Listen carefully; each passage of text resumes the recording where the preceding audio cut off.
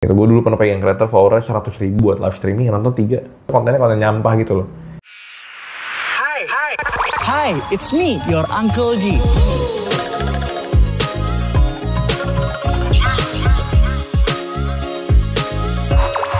It's me.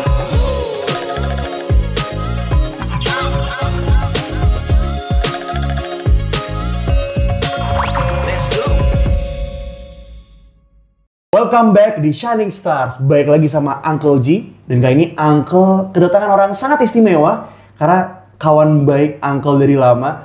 Tapi di momen ini jadi bisa ngobrol lebih banyak. Ini marketing lead dari salah satu bisnis unitnya USS aka Urban Sneaker Society nih. Pasti gue tahu, masa nggak tahu sih USS bro. Tapi daripada gue banyak ngomong, mending orangnya sendiri kenalan deh. Let's go Brody. Halo, kenalin, gue Alvin. Saat ini gue megang The Circle. Jadi The Circle itu adalah talent management. Dia masuk divisi agency di USS ya. Gue bilangnya ya gue megang marketing, tapi ya marketing juga ada bikin IP, ada develop sosmed, develop talent, ya macam-macam lah ya. Maksudnya kayak masih palu gada karena it's a new business unit, jadi ya masih do a lot of stuff. Oke. Sebenarnya dari awal gue tahu lo buat USS Circle, gue tuh kepo. Kenapa namanya USS Circle? Karena kan sebelumnya setahu gue ada USS Farm. Kenapa namanya Circle? Dari sekian banyak nama, kenapa milih Circle namanya USS Circle? Oke, jadi USS Farm itu sebenarnya adalah community. Community aja. Dan sebenarnya namanya The Circle sekarang. Jadi ya cuman kan orang masih menilai USS Circle, nggak masalah ya. Kalau The Circle tuh lebih ke creator yang kita manage secara eksklusif aja. Oke. Jadi maksudnya kita manage brand deals-nya, tapi juga kita punya task untuk ngedevelop dia punya konten gitu. Karena gue ngelihat kayak harusnya creator itu nge-treat dirinya mereka seperti media gitu, which is itu sebenarnya adalah mindset yang gue pengen dipunya sama semua creator gue. Kenapa nge-treat dirinya kayak media? Karena kalau lu lihat placement di media itu nggak bisa diotak-atik. Misalnya lu placement di TV gitu, placementnya cuma bisa muncul gitu doang. Yeah. Itu nggak bisa diotak-atik. Sedangkan kalau KOL lu nggak punya itu, placement di KOL lu bisa diotak-atik. Which is, di setiap campaign, lu akan mikirin semuanya selalu dari scratch. Jadi lu tuh nggak punya winning formula gitu. Nah, ketika lu bikin sesuatu dari scratch, kemungkinan views lu untuk flop tinggi banget. Iya. Karena ya orang nontonin KOL itu untuk bisa ngefans, they need pattern gitu. Mereka mesti nonton berulang-ulang, mereka mesti familiar, mereka mesti punya kayak, oh gue pernah lihat konten seperti ini dan gue suka gitu. Dan maksudnya kalau nggak ada itu, kalau brand tap in di konten yang nggak ada familiarity, nggak ada mereka ini suka juga pernah lihat konten seperti ini, kemungkinan viewsnya flop tuh tinggi banget.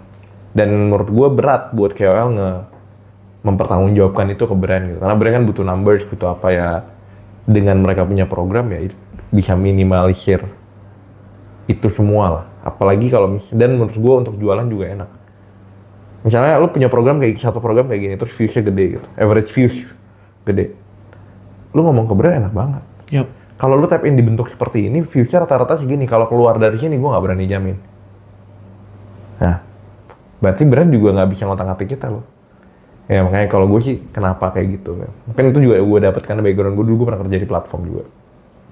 Karena dari di platform gue bisa lihat bahwa kayak banyak creator itu sebenarnya viralnya kadang-kadang luck juga. Jadi kalau yang nggak punya konsep rata-rata viralnya luck. Yeah. Dan nggak sustain. Gitu, gue dulu pernah pegang creator follower 100.000 dulu buat live streaming, yang nonton 3. Hah? Serius? Karena ya luck.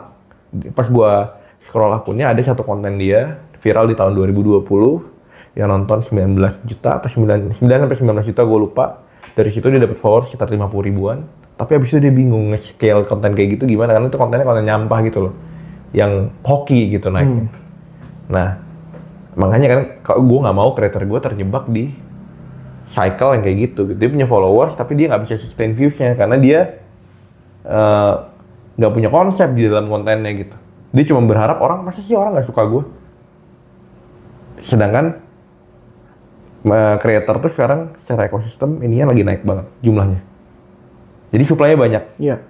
Demand-nya itu sebenarnya limit. Demand-nya kan brand. Jadi kan perlu bandingin kuantitas brand sama creator gitu. Supply lagi banyak, demand-nya lagi ini, tapi creator ini karena banyak yang jadi ini full time, di saat supply lagi banyak ini mereka naikin harga. Iya. Jadi secara hukum ekonomi aja aneh, supply lagi banyak, harga naik, konsep nggak mau dirubah. Kapan lu dapet jobnya? Yap. Tapi lain kalau lu jadi high quality supply gitu ya, emang konsep acaranya nggak bisa ditiru. Konsep acaranya emang, orang suka banget sih cinta itu sama lu karena konsep lu brilian gitu. Jadi views lu stabil gitu. Di brand akan pada akhirnya, ya gue mau cari yang kayak gini nggak ada lagi. Yap. Terpaksa. Gue bayarnya dia deh. Gitu kan itu caranya creator gede naik gitu. Terpaksa gue bayarnya dia gitu. Dan sebenarnya kalau lu lihat di semua kategori, lu udah bisa lihat kok creator yang bisa dibayar tuh sebenarnya cuma sedikit. Gue bilang bisa dibayar gitu. Kenapa? Karena maksud gue ya creator yang bisa janjiin angka tuh dikit. Dikit. Gitu. Creator yang bisa deliver message brand dengan baik tuh dikit juga gitu. Mungkin message brand yang konsepnya udah dikenal masyarakat, viewsnya juga stabil, itu lumayan sedikit. Gitu. Jadi ya itulah yang menurut gue, gue gak mau creator gue masuk dalam kreator-kreator yang mati karena dia nggak mau bikin konsep.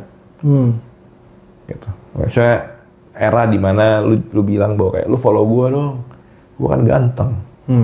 Lu follow gue dong, gue kan cantik, itu era Instagram. Kita udah, waktu kita mahal kasarnya. We cannot waste time buat nonton orang yang cantik dan ganteng doang gitu. Gitu sih. Salah satu reasoningnya mungkin kenapa gue waktu itu juga diajak balik buat bantu bikin ini karena gue punya this mindset aja. Suatu yang walaupun susah banget nge-plan karena manusia. Tapi ya gue selalu pegang ini gitu. Kalau prinsipal. Iya, kalau lu nggak mau bikin kayak gini dan lu percayanya bahwa kayak mereka follow gue lah, pasti gue kan cantik, lu akan mati kan. Akun lu akan nggak ada harganya. Dan lu berani ngomong kayak gitu kakak? Pasti dong. Lu berani? Literally ngomong kayak, lu bakal mati? Mati pasti akun lu nggak bakal ada harganya. Karena ini fakta aja ya, maksudnya kita ambil contoh misalnya brand itu cuma butuh turun umur. Generasi itu selalu diregen gitu loh. Orang yang dulu nganggap lu cantik, lu tuaan dikit, dia udah nggak lihat cewek dari cantiknya doang. Ya akan ada lagi gerombolan yang dari SMA dan SMP yang lihatnya cantik doang, dan dia akan lihatnya orang seumuran dia. Nggak akan lihat lu lagi. Gitu loh. Dan jadi kalau lu jualannya cuma itu, ya mampus. Dan kalau misalnya lo stay di fashion, misalnya interestnya fashion, lo juga akan kena terus. Kenapa? Nggak mungkin lo umur 30 masih cinta itu sama fashion. Percaya sama gue. Umur 18, 19 lo masih akan cinta banget. Fashion is my life, bro. Umur 30 lo akan mulai mikirin beli kulkas. Lo akan mulai mikirin beli meja. Kalau ada duit nggak mungkin lo pilih beli Carhartt 5 juta, mending beli meja. Mending beli rice cooker. Atau air fryer. Nah iya, maksud gue, lu akan berubah fase juga gitu. Dan kalau lu nggak mau berubah fase, lu stick ke situ terus, ya pasti lu kegerus. Gitu sih. Mungkin itu juga lah, maksudnya itu prinsip yang gue bawa ke USS lah. Yep. Talking about talent management, menurut gue ekosistem di Indonesia yang benar-benar pengen ngurusin secara 360 itu nggak begitu banyak. Ini pandangan gue ya, karena gue udah ngelakuin riset secara kualitatif dan juga nyamperin beberapa manajemen kayak yang benar secara genuine, benar pengen ngebantu secara 360 itu gak banyak. Apalagi tadi lu nambah lagi satu hal kayak lu punya prinsipal yang harus diinstal ke talent-talent lu. Tapi how's the challenge, Pak? Pasti. Buat lo, how's the challenge kayak lu menginstal that kind of mindset dan prinsipal yang udah lu pegang nih sebagai benang merah yang harus dimiliki sama semua kreator tuh gimana? Karena handling manusia bagi handling KOL itu bukan suatu hal yang susah-susah gampang lah. Tapi lu bagaimana kayak akhirnya mereka mau obey sama lo kayak, dan mereka bener pas di OB bener ada hasil yang baik buat mereka gitu loh. Enggak, OB emang enggak. OB emang enggak, karena gini. Lo, pertama kita harus being honest dulu bahwa profesi ini adalah profesi instan. Iya. Bukan instan dalam pekerjaannya, tapi memang maksudnya ini adalah tipe profesi yang akan mengajarkan lo mindset untuk apa-apa tuh instan. Bikin story satu lo minta 5 juta, ditawar, aduh bisa sih. Story gue tuh that valuable gitu. Itu kan instant mindset banget. Jadi emang nggak bisa. Sedangkan apa yang gue mau tanemin adalah long term. Dan semua creator gede sebenarnya mindsetnya long term. Kalau lu pernah nonton Iben, dia ngomong di, gue lupa di podcastnya apa, tapi Iben pernah bilang kayak ini buat sih Makara. Malaka. Gue lupa tadi Malaka kayaknya ya. Dia bilang kan, misalnya dia tuh ngelihat konten itu konten yang duit itu adalah cost. Brand deals itu adalah revenue dia. Jadi itu cost-nya berapa per minggu gue hitung, berapa yang harus gue keluarin cost untuk menjaga engagement gue. Itu orang bener. Ya. Itu yang ngelihat bahwa creator is a business gitu. Yang jadi masalah tuh creator yang kayak gimana? Creator yang dia merasa konten selfie adalah konten. Mau jualan selfie sampai kapan? Gitu. Mau jualan baju terbuka sampai kapan? Iya. Kalau lu jualan baju terbuka, brand placement-nya gimana? Benar-benar. Itu brand placement-nya gimana gitu. Itu mereka kadang-kadang nggak pikirin gitu. Misalnya mereka nggak pernah review storytelling, misalnya review storytelling makeup misalnya. Nggak pernah tuh review storytelling makeup. Foto terus. Brand minta review storytelling makeup, setengah mati bikin scriptnya. Iya. Kalau nggak jadinya acak adut. Bikin video setengah mati, udah bikinnya setengah mati, ada jaminan nggak viewsnya bagus? Enggak. Orang jarang bikin kayak gitu. Nggak pernah followersnya disuapin konten kayak gitu. Brand minta aja. Terus yang harus bertanggung jawab dengan numbers itu siapa? Harga lu nggak mau turun, lu merasa gue udah effort nih, ini akun gue yang dipakai. Enggak, lu nggak maintain media lu dengan baik gitu. Jadi ya kalau gue sih berprinsip kayak at the end of the day is their asset sebenarnya. Akun itu kan adalah aset mereka. Gitu. Yap. Menurut gue apa yang gue omongin itu juga demi kebaikan mereka. Kalau nggak mau didengar, Lo lebih ke mengarahkan, bukan memaksakan. oh iya ya? dong, nggak bisa. Karena gue selalu bilang talent management itu bukan maksain orang. Kita tuh nggak maksa masa depan orang. Kita ngarahin dengan apa yang kita tahu, kita bantu lu.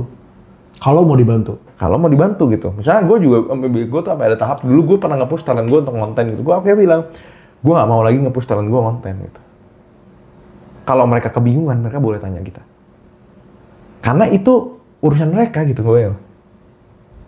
Masa lu dapat duit dari situ, lu kerja mesti didorong. Iya. Itu kayak orang ada kerja kantoran, kontrak gitu ya. Tiap pagi mesti dibangunin. Bangun hari ini kerja. Dia yang dapat gaji masih dibangunin. Gak masuk akal gitu menurut gue. Itu jadi kayak maksudnya demi sustainability-nya ya memang ya menurut gue cuma bisa ngajarin mindset dan attitude yang bagus dari kreator gede gimana gitu. Kalau dulu di TikTok beda sih, maksudnya di TikTok tuh kayak TikTok sama kreator lumayan kayak gitu. Gue belajarnya juga dari mereka gitu. Kayak ya intinya yang sukses itu yang rajin gitu. Nggak rajin ya nggak jadi apa-apa gitu. Ya udah gitu. Dan mereka TikTok tuh kan bener-bener mereka powerful lah. Jadi kreator nih udah dapat akses ke kita, gue manage. 2 minggu nggak boleh chat gue cut. Serius? Iya dong.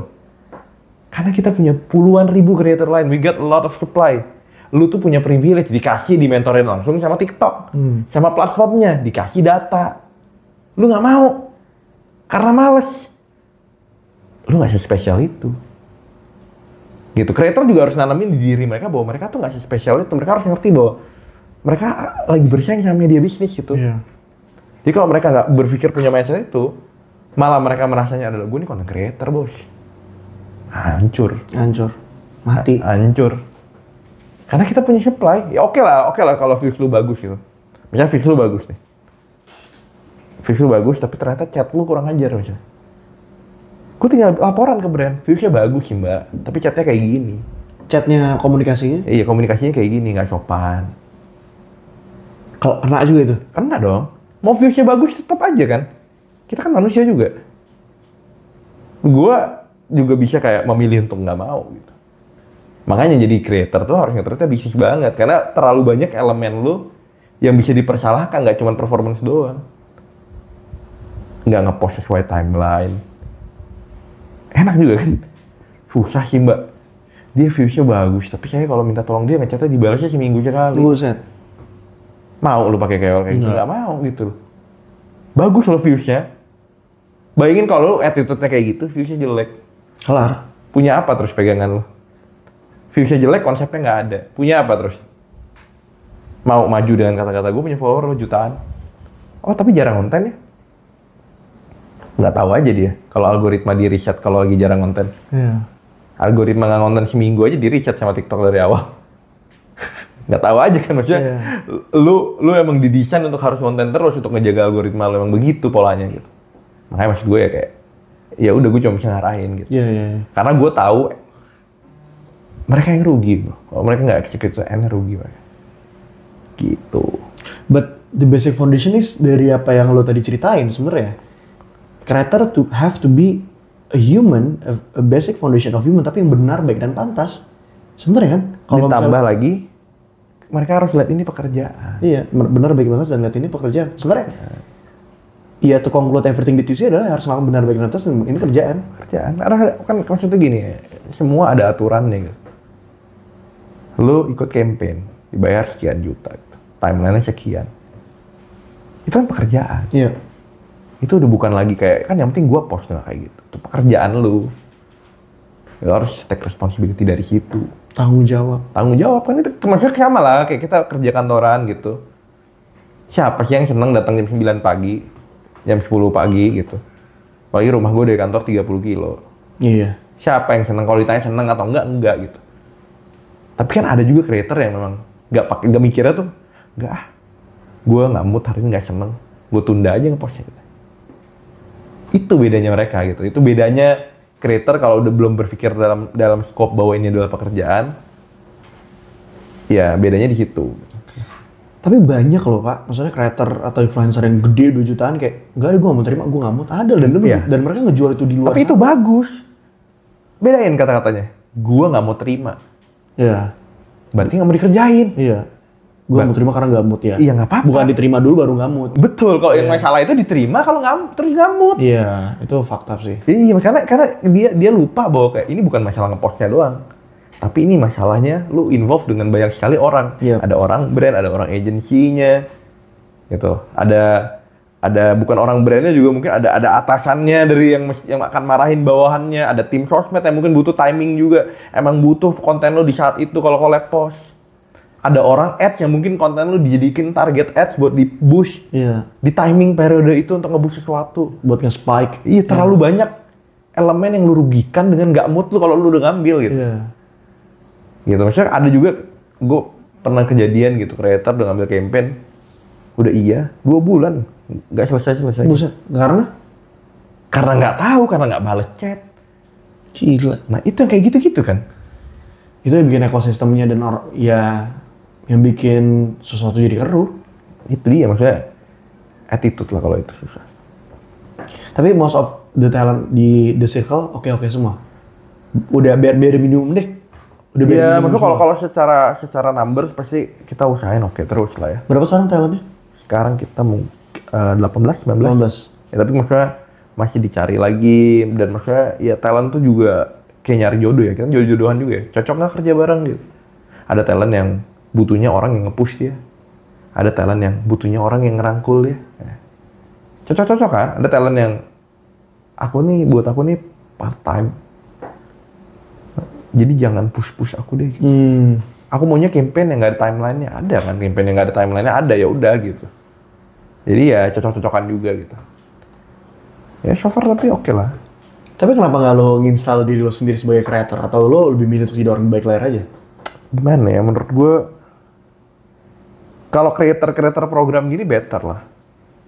Tapi kalau menurut gue creator tuh sebenarnya sacrifice-nya lumayan banyak. Explain. Banyak tuh dalam artian kayak apa ya, gue bilangnya tuh adalah gue harus menambah sesuatu untuk hal yang tadinya tidak merepotkan. Gue ambil contoh, gue makan. Tadinya gue makan langsung makan. Iya. Tapi mungkin makan kalau creator sebelum baca bismillah kamera dulu. Bahkan lebih dari peduluan daripada bismillah tuh kamera dulu. Iya. Gue ketemu orang misalnya. Gue ketemu orang siapa kayak tadi, ayo apa kabar, bla bla bla. Ini enggak, masuk pintu mungkin kamera dulu. Belum buka pintu gitu. Menurut gue relate lagi. Makanya maksud gue, menurut gue itu tuh kayak, dan menurut gue ada juga creator yang mungkin apa ya, misalnya lu creator ini couple gitu. Lu gini, creator tuh menurut gue nggak boleh kelihatan miskin, nggak boleh kelihatan susah gitu. Ya menurut gue bikin hidup jadi susah. Gimana caranya lu bisa hidup enak kalau lu nggak boleh kelihatan miskin, nggak boleh kelihatan susah, nggak boleh kelihatan kesel, nggak boleh kelihatan apapun. Kita manusia. Iya. Nah itu menurut gue cuman nggak nggak willing untuk ngelakuin itu. Iya, menurut gue itu kayak gue lumayan senang dengan privacy dan ketenangan enak gitu. Dan lebih enak gitu kalau gue, karena menurut gue. Tapi mungkin kalau bikin kayak gini gitu, ya memang konten gue adalah ini. Iya. Ya gue lebih willing gitu, karena kontennya tuh jelas gitu. Gue talking about something, ini aja di dalam daily gue nggak perlu. Makanya gue selalu bilang, creator paling berat di kehidupan itu udah creator lifestyle, berat banget hidupnya. Iya. Berat lah, baru bangun tidur. Lu pernah liat cewek lagi bikin day in my life dari sholat subuh? Dari sholat tahajud, sarapan gitu. Capek. Iya. Lu bisa jadi nih ya, sebelum wudu lu acting sholat dulu, baru lu wudu kali. Biar hidup lu tenang gitu. Karena gimana coba lu mau sholat sambil mikir konten dulu gitu. Gimana caranya lu khusyuk nih, ada kamera depan lu nih. Cara khusyuknya gimana sih? Nggak mungkin, pasti itu nggak mungkin tuh lagi sholat beneran, tuh pasti sholat gimmick dulu. Selesai kamera, alhamdulillah dapet footage-nya. Sholat deh. Iya kalau sholat, kalau langsung tidur. Tahu ya, menurut gue ribet gitu. Menurut gue banyak creator lifestyle tuh ada creator paling ribet deh kehidupannya. Menurut gue lifestyle ya. Tapi kalau di luar itu, kalau emang dia topik-topik spesifik dan dia emang spare nih waktu sekian jam untuk membahas topik tersebut, membahas kategori tersebut, dan emang dia kerjanya itu, menurut gue lebih fine. Karena itu batasan profesional dan personalnya tuh ada loh. Tapi kalau yang udah lifestyle banget, yang couple lah, yang bangunin suaminya mesti video dulu lah. Kayak Joan Eve kali ya? Wah, gue gak berani mention nama lah. Cuma itu juga, menurut gue yang kayak gitu, susah banget. Bordernya tuh, nanti lu tuh gak punya bordernya. Iya, batasan-batasannya tuh jadi gak ada. Batas-batas, dan ya capek sih hidup kayak gitu menurut gue. Dan kalau lu nggak tahu kapan berhenti, lu akan nyari itu keanehan di hidup lu untuk bisa dapet engagement. Iya. Nah kalau udah sampai situ udah sulit menurut gue. Karena kan ini masa scalability-nya pakai badan lu ya. Iya. Berarti kan lo harus bikin sesuatu yang bisa di scale gitu. Nah menurut gue menunjukkan lifestyle tuh nggak bisa di scale. Iya. Karena most of the time hidup manusia tuh bosan. Most of the time hidup manusia tuh flat. Mau lu lagi di luar negeri juga, hidup lu tuh pasti revolve around makan, jalan, Itu aja duduk, bekerja gitu. Emang hidup tuh itu aja gitu. Jadi kayak kalau lu terlalu, makanya menurut gue orang yang jadi creator lifestyle dan mentok, jadinya melakukan hal aneh. Contoh kalau lu ingat zaman COVID, orang jual keperawanan gitu. Ada, aku mau jual keperawanan aku biar aku buat sumbangan COVID gitu. Oh ada yang ini gitu? Ada. Jadi kalau orang udah terlalu kayak gitu, kan ada hal aneh lah dia lakukan. Yang nyari yang beda tapi malah jadi aneh dan ekstrim. Iya. Nah dan itulah aja kayak maksud gue kalau emang mau jadi creator lifestyle, ya saran gue selalu kayak ya lu fokus ke satu hal yang emang lu pengen tahu banget, emang lu peduli banget, lu fokus di situ aja. Jangan semua hidup lu tunjukin. Capek bro. Capek. Bayangin aja makan, minum nih kegiatan paling mudah. Iya jadi guys, gue habis makan tadi gue di endorse. Minum dulu ya. Tapi sebelum minum mesti taruh kamera di sini. Ya Allah mau minum. Ini lu mau minum. Iya Gitu. Irony. Tapi Amin, dari yang tadi gue coba tangkap dari apapun yang lo bilang, concern lo terhadap industri, concern lo terhadap orang lain, dan concern terhadap prinsipal lo tuh sangat-sangat detail ya. Attention of detail tuh gue akuin dari dulu luar biasa, Vin. Oh, dan thank you, bagus ya. gitu lah. Maksudnya, Terima kasih, ya. I really appreciate it. Maksudnya attention of detail. Karena lo bener hal kecil lah. Karena gue percaya, dari hal kecil kita bisa dapat hal besar, dari hal besar bisa jadi hal yang berdampak. Selalu mulai dari hal kecil dulu. Tapi, lo tuh benar-benar merhatiin hal kecil. Nah, karena lo adalah orang yang merhatiin hal kecil, gue juga pengen bertanya hal kecil juga sebenarnya. Dari tadi tuh kurang lebih, di tahun ini dan tahun kemarin, lo ceritain kurang lebih tadi, apa yang lo sampaikan juga, your work resume. Iya. Tapi gue mau nanya terkait your life resume belakangan tuh apa? Karena mungkin gue yakin kita sama-sama follow orang ini lah. Jadi satu konten ini buat gue trigger untuk kayak kenapa nggak gue tanyakan ini ke diri gue dan ke orang lain juga. Namanya life resume. Oke. Gue lihat dari kontennya si Alexandro lah. Life resume dia di tahun ini dia bisa ngajak keluarganya liburan dan makan enak. Kalau life resume gue kayak gue bisa akhirnya ngebuat nyokap gue berkurban untuk pertama kalinya walaupun kambing. Nah kalau life resume lo tahun ini apa? Kalau emang lo berminat buat sharing ya? Menurut gue akhirnya menyadari bahwa hidup tuh bubble. Explain. Bubble tuh dalam artian kita semua tuh di bubble gitu. Maksudnya kayak kalau lu nggak bisa lihat gini. Bubble tuh dalam artian lu misalnya di dalam kayak misalnya gue di kantor yang sebelumnya gitu. Kantor yang sebelumnya isinya orang-orang seperti ini. Gitu. Kalau lu nggak bisa keluar dari situ, lo akan menganggap orang-orang harusnya seperti ini. Yap. Jadi akan banyak keharusan yang dulu gue susah toleransi. Harusnya orang tuh seperti ini. Harusnya tuh orang seperti ini. Tapi sekarang gue menyadari bahwa setiap orang tuh hidup di bubble yang sangat berbeda-beda. Jadi gue harus kayak, oh ini ketika misalnya gue ngomong sama lu gitu. Oh, ini background-nya apa? Kenapa dia bisa punya pikiran itu, background-nya apa? Kenapa orang lain punya pikiran ini, background-nya apa gitu? Nah, soalnya itu ngaruh banget ke gue dan ke tim gue juga gitu. Karena gue ngerasa gue bukan orang yang bisa melihat hal itu dari tim gue. Kayak, masa begini nggak ngerti gitu. Masa begini nggak tahu gitu. Tapi sekarang gue lebih ke kayak ada toleransi. Lebih bisa tolerance sama walaupun belum terlalu tinggi tapi masih lebih bisa tolerance bahwa kayak oke. I think this is the best that they can do. Apa yang bisa gue lakukan untuk membuat ini jadi lebih baik. Di situ dibanding kesel. Tapi titik balik yang lo mau lakukan itu apa? Karena you have to sacrifice yourself at some point kan? Menurut gue ada beberapa tempat atau ada beberapa situasi yang sebenarnya bisa raise your standard to certain extent yang sebenarnya juga kalau di majority nggak bisa di fulfill gitu. Di kerjaan juga begitu. Contoh lah ambil simple kalau lu tadinya orang konsultan gitu. Yep. Kayak dari PwC dari mana terus lu balik ke misalnya lu jadi home business owners gitu. Lu cuma punya capability untuk gaji orang sekian gitu. Lu expect PwC level thinking mampus dong. Iya. Tiap hari lu stres. Yep. Maksud gue kayak apa ya, menurut gue ekspektasi ke orang lain tuh potensial untuk bikin stresnya terlalu tinggi. Dan gue akui ya di awal-awal gue ngerjain ini gue stres banget. Kenapa ya? Gue tuh banyak banget tanya kenapa gitu. Kenapa hal seperti ini harus diingetin? Kenapa hal seperti ini harus kenapa? Sampai gue akhirnya menyadari bahwa kayak iya ini gue bisa ngomong gitu itu adalah privilege gue aja. Karena kebetulan dulu gue bisa punya akses di company yang mengajarkan gue berpikir seperti itu. Gitu.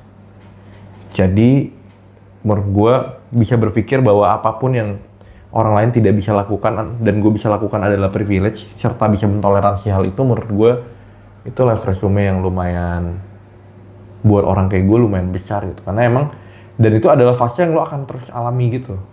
Pasti ada fase di mana lo merasa pintar, terus habis itu lo merasa kayak oh ternyata gue nggak sepintar itu. Tapi ada juga fase di mana lo merasa pintar dan lo terus merasa pintar gitu dan lo nggak bisa berhenti gitu. Dan makanya gue merasa itu achievement karena gue bisa nyetop itu. Jadi bukan merasa pintar tapi gue merasa bahwa emang ini adalah perbedaan aja. Dan ya udah gitu, beda aja. Nggak ada salahnya gitu. Nggak ada salahnya lo beda gitu. Yep. Dan kalau misalnya ada hal yang gue tahu dan tim gue nggak tahu, bukan karena dan itu bukan karena apa gitu. Karena ya kebetulan gue punya privilege. Gitu. Just ini privilege untuk sempat tahu hal itu gitu. Karena setelah gue sadari semua orang yang sebenarnya pintar-pintar itu cuma masalah akses aja. Yep. Akses bukunya, akses YouTube-nya, akses ngobrolnya, akses referensinya gitu. Dan it's all about akses ya. Ya akses, tapi ya mungkin ada juga ya akses sama keinginan juga. Access and wants. Ya. Nah, tapi keinginan juga kadang-kadang dipengaruhi kadang-kadang we just don't know what we want gitu. Yep. Karena nggak ada akses juga. Jadi ya maksudnya bisa berpikir dalam point of view itu membuat gue lebih banyak toleransinya. Yep. Yep. Nggak segede itu ya. Maksud gue nggak bilang kayak gue toleransi banget sekarang nggak juga. Tapi jauh lebih banyak toleransi. Yep. Dan hidup lebih plong, berpikirnya lebih kayak oh ya udah. Yap. Walaupun yang gue bisa tangkap adalah dari apa yang gue lihat lagi dari lo yang sekarang update-nya, apa yang lo coba lakuin tuh mengusahakan selalu untuk kayak bagaimana ada dampak dan juga impact ke orang lain. Despite sekarang kayak tadi yang lo coba explain adalah dengan lo ya udah deh, gue agak nurunin ekspektasi, gue toleransi, jadinya kayak gue sama orangnya agak less apa, tapi ya malah akan lebih plong ke diri lo juga kan. Which is which is great gitu. Tapi baik lagi gue pengen malah menanyakan pertanyaan yang bakal ke personal lo banget. Dan sebenarnya tadi harusnya gue tanya di awal, tapi karena tadi udah ngalir jadi kayak nggak apa-apa gue coba ring a bell lagi lah. Sebenarnya pertanyaan ini tuh adalah pertanyaan yang kayak sebuah mantra gue yang gue selalu pakai untuk apa ya, gue baru connect lagi sama teman lama gue gitu yang gue percaya ini tuh penting banget, krusial bahkan layak untuk diutamain lah. Dan gue minta tolong lo untuk jawab apa ada deh jujur dan please banget jangan bohong. I mean, podcast ini it's all about genuine gitu kan ya. Lo gimana kabar Pak? Gimana kabar lo? Kabar gue, for God's sake, how are you man? kabar gue baik lah ya. Maksudnya kayak gue bisa menyadari bahwa kayak bisa datang ke sini nyetir gitu. Baik dong, baik banget gitu. Maksudnya kayak nggak ada yang kayak gimana sih. Oke lah, baik lah. Maksudnya life is good. Kerja juga lebih ringan pikirannya sekarang. Kayak ya just know ya, yang penting udah tahu tiap hari udah lakuin yang terbaik. Jadi kayak oke sih, baik, kabar sih baik. Iya. Hal-hal stabil, hal-hal kecil yang lo lagi alamin sekarang tuh lo anggap itu sebagai hal yang baik, which semacam beauty atau the next level of flexing sih Pak, kalau yang gue bisa bilang ya. Maksudnya lo ada di tahap mindful dan zen menurut gue di sekarang tuh kayak itu mungkin sebuah hal yang didambakan banyak orang, tapi kayak lo nge-scratch that kind of formula dengan cara lo sendiri gitu loh. I mean, through your expression and your body language, ya lo benar-benar mengutarakan itu dengan jujur banget Pak. I mean, I'm happy gitu. Maksudnya, jadi gue ngobrol sama lo tuh malah nge-recharge energi gue gitu. Ya, I will not expect that, so I'm very grateful. Lo pikir gue stres ya? I never thought of that, tapi karena baik lagi ya, gue sekarang lagi mengusahakan untuk gak berekspektasi apa-apa, walaupun gue dulu orang yang sangat suka buat ekspektasi, tapi ya ternyata pada saat ngobrol sama lu belum 30 menit ini kayak udah dapat hal yang beyond sih. Nah, tapi nyambung lagi ke pertanyaan selanjutnya juga, kita mungkin punya something in common ya, selain memang kita udah kenal lama dari dunia event. Something in common kita adalah kita sekarang ada di industri entertainment yang fokusnya KOL, maupun gue sendiri sebagai KOL, maupun juga gue juga ikut manage beberapa talent juga KOL, tapi yang fokusnya ke finance aja. Kalau gue sekarang, yang ya lagi gue godok sama partner gue. Dan ini nyambung, gue pengen spesifik ngomong terkait si industri KOL ya. Tapi kalau ternyata ada hal di luar industri KOL yang lo pengen bring up, mau banget. Apa sih men permasalahan yang lo lihat di sekitar kita, maupun juga apa permasalahan lagi lo alamin dalam hidup lo? Terms of di industri KOL ini, maupun juga industri lain yang mungkin lo pengen bring up lah. Mungkin kalau dari industri, permasalahannya sebenarnya adalah karena kita, at some point, balik lagi supply banyak. Setahu gue data ada 12 juta KOL, tapi kayak ada di point, kita ada di level kayak ini terus stagnan ya, nggak begitu moving significantly gitu loh. Ada bottleneck. Permasalahannya sebenarnya adalah karena goals dari setiap stakeholder terlalu beda. Explain. Dan terlalu kapitalis aja. Oke. Goalsnya, misalnya kalau kayak lu tanya creator, lu tanya platform tuh goalsnya satu. They want us to stay for as long as possible di situ. Buat creator, platform tuh pengen creator tiap hari konten di situ, penontonnya stay di situ gitu. Padahal dari platformnya sendiri sebenarnya juga bukan influence yang bagus. Jadi sebenarnya untuk kita bisa jadi lebih baik, justru kita harus stay away from that platform. Ada waktu untuk kita away dari situ. Tapi goalsnya semuanya dipaksa ke situ. Yap. Gitu loh. Nah, tapi masalah utama menurut gua ada di platformnya juga, karena platformnya meminta hal itu, sedangkan kita adalah kepingan kecil yang dibutuhkan platform, tapi si kepingan kecil ini jadinya melihat semuanya tuh juga kayak platform. Karena platform ini kapitalis nih, maunya goalsnya adalah watch time, terus revenue, maunya orang belanja terus gitu. Kita juga lihatnya kapitalis, tapi kapitalis dalam hal apa? Dalam hal followers, dalam hal views. Jadinya kita tuh maunya melihat sesuatu tuh bener-bener kayak ya udah nih, views harus gede, lakuin apapun aja gue rela. Kalau platform, gue nggak peduli deh. Mereka mau ngonten, mereka mau nggak punya waktu buat keluarganya, kayak mereka mau live 1 harian full kayak, yang penting numbers gue kecapai. Jadi kalau gue lihat ya yang akan jadi masalah di sini adalah karena kita dijebak dalam ekosistem angka ini aja sih. Yep. Bukan lagi dalam ekosistem fungsi. Jadi bukan lagi kayak, oh ini fungsinya apa? Oh gue mau jadi KOL buat ngebantu apa? Buat berfungsi apa? Jadi matriksnya bukan numbers. Tapi kan kita hidup di dunia numbers. Yep. Jadi menurut gue itu problem, karena jadinya nanti akan nggak sehat, karena semua akan jadi perang numbers gitu. Iya. Tanpa memikirkan bagaimana cara mendapatkan numbers tersebut. Itu kan yang jadi masalah. Lo tanya kan tadi kenapa bisa KOL susah di-manage. Banyak KOL yang beli fake numbers. Kenapa? Karena mereka bermain di perang numbers. Mereka bukan lagi konten yang dalam bentuk mau memberikan impact. Enggak. Mereka mau numbers. Numbers. Akhirnya apa? Bayar viewers palsu misalnya. Beli followers. Brand juga begitu. Maksudnya semuanya tuh tidak lagi kalau semuanya tuh kapitalis banget deh. Numbers aja semuanya. Orang brand juga ngejar numbers, ngejar target. Gitu. Kadang mereka juga do the shady thing juga. Jadi karena yang dikejar tuh numbers dan kadang angkanya tidak realistis, everybody do the shady stuff gitu loh. Lo nggak mau? Iya, tapi kan itu problemnya. Kalau semua do the shady stuff, hidupnya gimana? Iya.